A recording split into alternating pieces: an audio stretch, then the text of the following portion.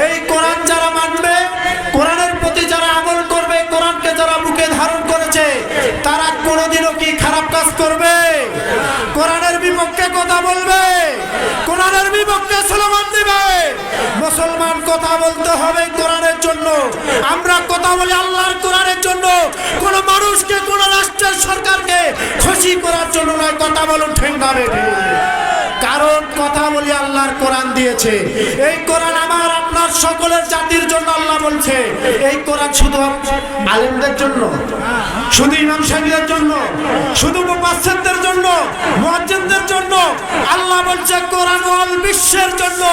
যারা এই কোরআনকে মেনে নিয়েছে, যারা এই কোরআন অনুযায়ী তাদের জীবন পরিচালনা করেছে, তাদের রাষ্ট্র পরিচালনা করেছে, তোমরা একবার তাকিয়ে দেখো তারা কোথায় গিয়েছে। কথা বলুন ঠিক না বেঠিক? আল্লাহ তাআলা বললেন, হে পৃথিবীর মানুষ, মুহাম্মদুর রাসূলুল্লাহ সাল্লাল্লাহু আলাইহি সাল্লামকে আল্লাহ তাআলা জানাই দিলেন, হে রাসূল, ও আমার দোস্ত, আপনি আপনার উম্মতদের, আমার বান্দাদেরকে জানাই দিন, এই কোরআনটা আমি দিলাম, এই কোরআনের মধ্যে আমি যাহা দিয়েছি তারা যেন ভালো করে দেখে নাই। আল্লাহ বললেন, ইয়া আইয়ুহান নাস উবুদু, একমাত্র আমার ইবাদত করবে।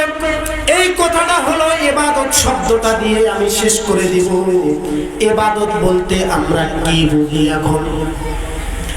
ইবাদত বলতে সাধারণত মুসলমান, আপনারা যারা আছেন, আপনারা হয়তো মনে করেন ইবাদত বলতে হলো শুধু নামাজ, মসজিদে গিয়ে নামাজ পড়া।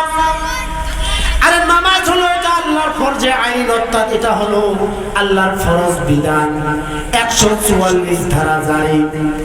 এখানে যদি একটা বিশৃঙ্খলা হয়, এখনই হট্টগোল হয়, মারামারি হয়, তাহলে প্রশাসনের লোক এসে 144 ধারা জারি করবে কিনা?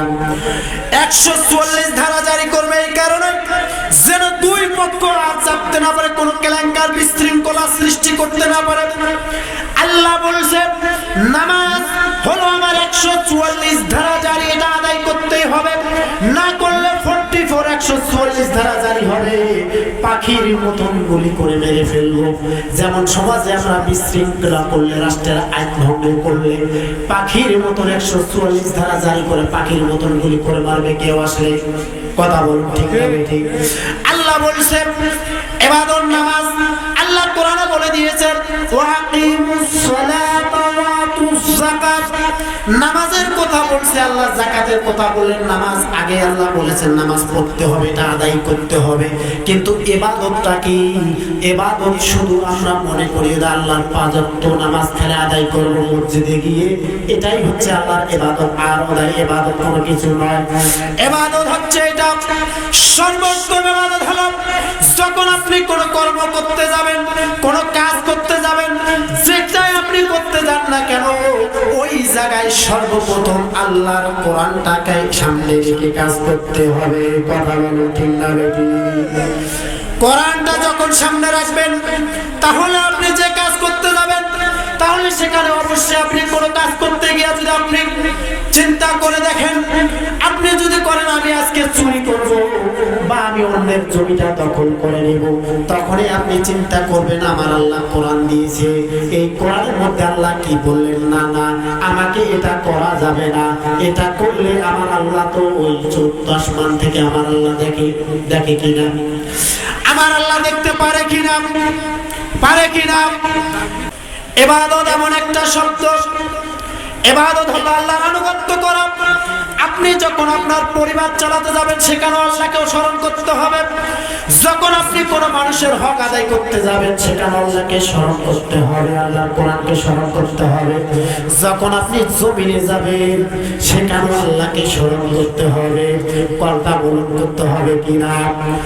তাহলে আমরা কোরআনটা মেনে না নেওয়ার কারণে আজকে সমাজে আমাদের মাঝে ভেদাভেদ, আমরা বিভিন্ন দলে বিভক্ত হয়ে গিয়েছি শুধুমাত্র কোরআন ছেড়ে দেওয়ার কারণে, কোরআন না বোঝার কারণে, কোরআন না পড়ার কারণে। কথা বলো ঠিক না বেঠিক?